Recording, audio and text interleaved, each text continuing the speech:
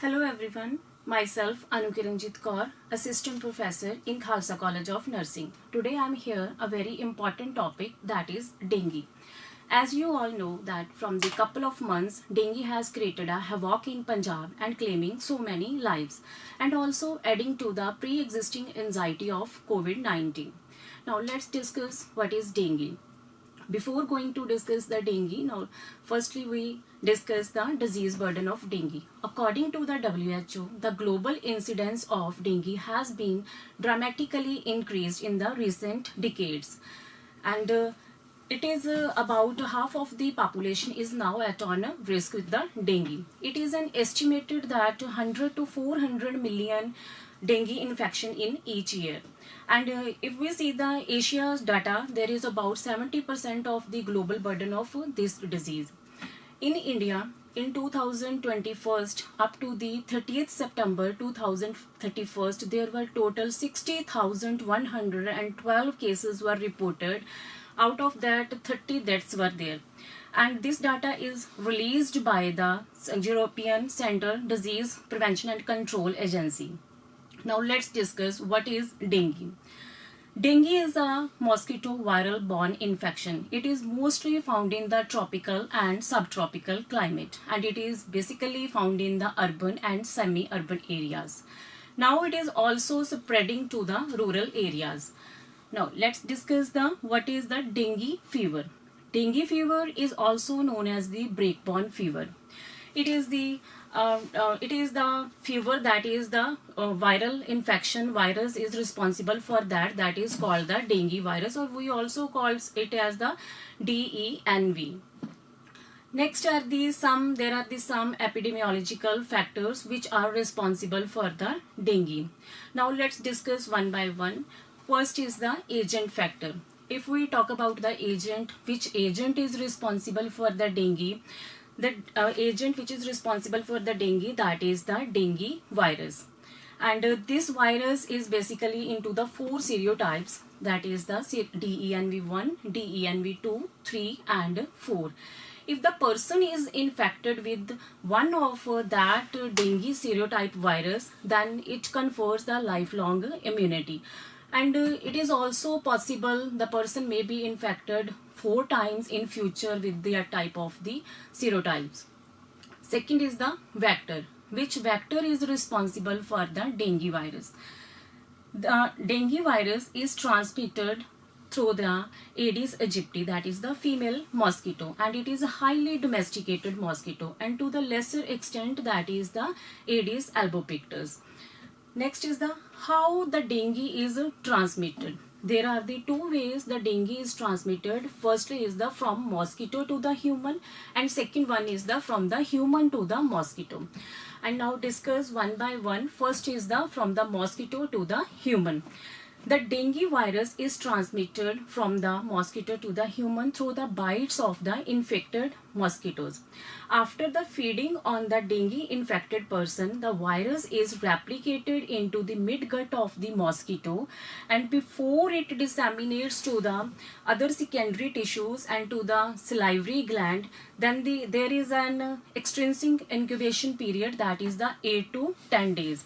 And after that 8 to 10 days, the mosquito become infected with the dengue virus. And if the mosquito is infected with the dengue virus once, then it remains so for the life. They can transmit the infection to the another healthy person. This is the first way. Second way is from the human to the mosquito.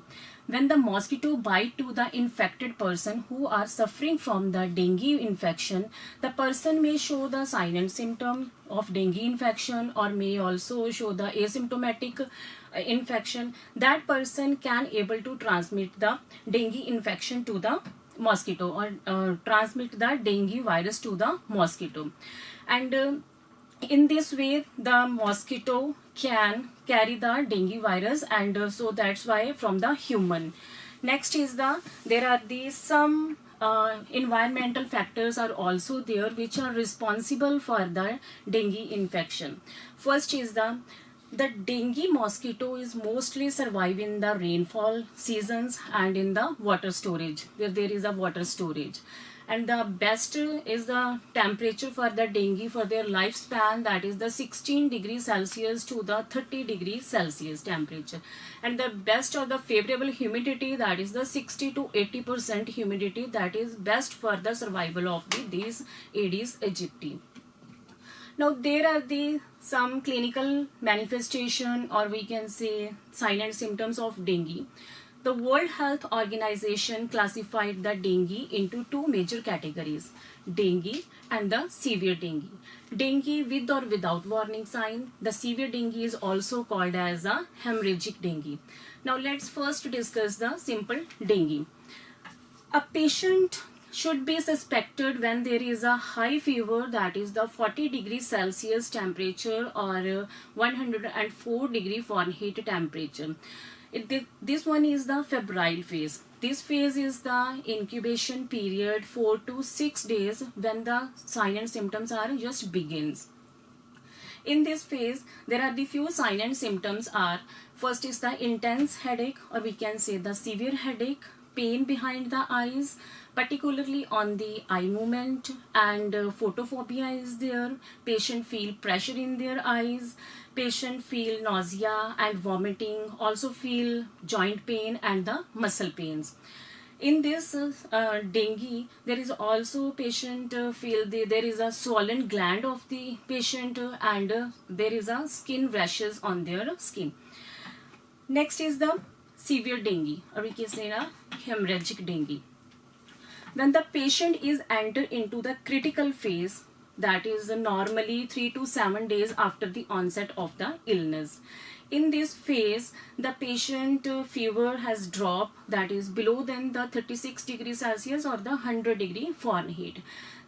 Along with there are some warning signs are also present in this phase.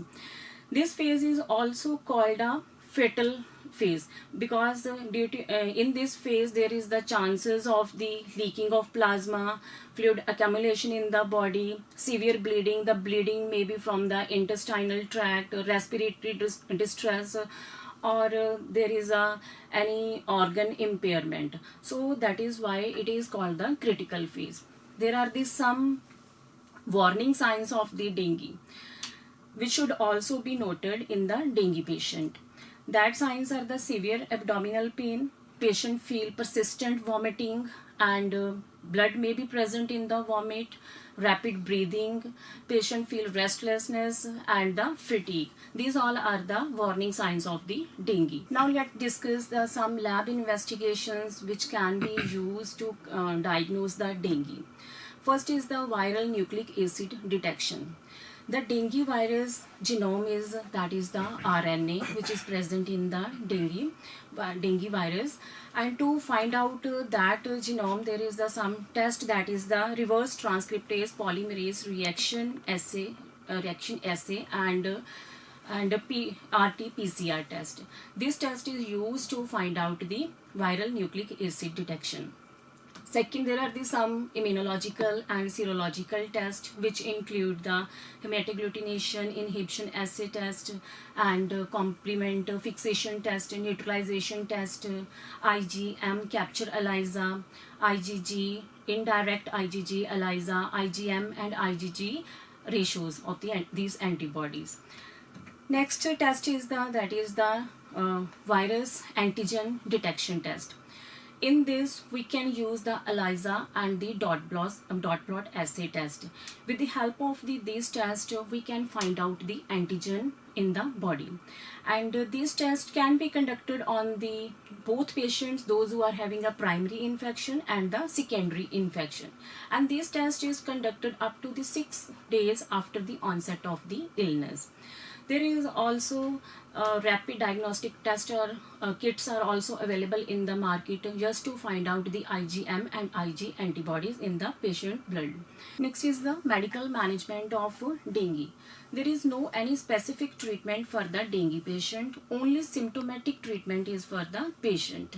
First is the oral fluids. If the patient has tolerated the oral fluids and passed the urine every 6 hours, then encourage the patient to take ORS, fruit juices, and other fluids which are containing electrolytes and sugar, just to prevent the dehydration, which is the fluid which is losses from the vomiting and by the fever. Second is the administer of paracetamol and acetaminophen. If the patient having high fever, then we have to administer the paracetamol and acetaminophen to the patient. And keep it in mind, when you give the paracetamol to the patient, there should be a time limit between the two doses. There should be no less than 6 hours between the two doses. Second is the hydrotherapy. If still patient have a high fever, then provide the hydrotherapy, which include the tepid sponging and the cold sponging to the patient. And keep it in mind, do not give the aspirin, ibuprofen and the non-steroidal anti-inflammatory drugs to the patient, because these drugs aggravate the gastritis and the intestinal bleeding. Now let's talk about the prevention and control measures of the dengue. How we can prevent the dengue in our community, in particular area? First, there is the prevention of the mosquito breeding. How we can prevent the mosquito breeding? Just there is a environmental sanitation. We have to improve the environmental sanitation and the environmental modification. How we can improve the environmental modification? By disposing the solid waste properly, and also do not throw the water in your surroundings, and ask the public or ask the community people to cover your water container properly, to emptying your water container at a regular interval, and also cleaning your home domestic water tank on the weekly basis. By these preventive measures, we can also prevent the breeding of the mosquitoes. Second is the personal protection measures. How we can protect ourselves from the dengue? There are some preventive measures, that is the using the window screens in your house, and use the repellents when you have to go outside, and also use the coils and the vaporizers in your home, just to prevent the mosquito bites.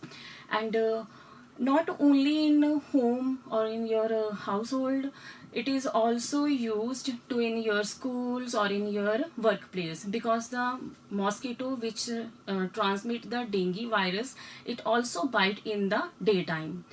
And next is the applying the insecticides in your house, in your curtains, and remove the all solid waste from your all the solid waste near you, like avoid throwing the tires surrounding your environment, and also do not throw the empty containers in your surrounding environments.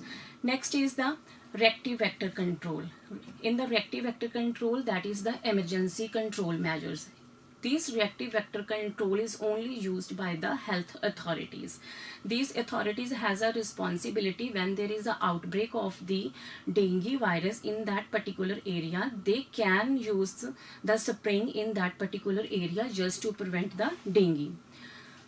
All the above, if we talk how to prevent the dengue in your environment, there is a biggest role of the community. Community play a vital role to prevent the dengue. It is the responsibility of the community people to take active participation to control this deadly disease of dengue. How they control? Just to adopt the preventive measures, to clean their environment, to clean their surroundings, and protect themselves from the dengue. This is all about the dengue. Thank you.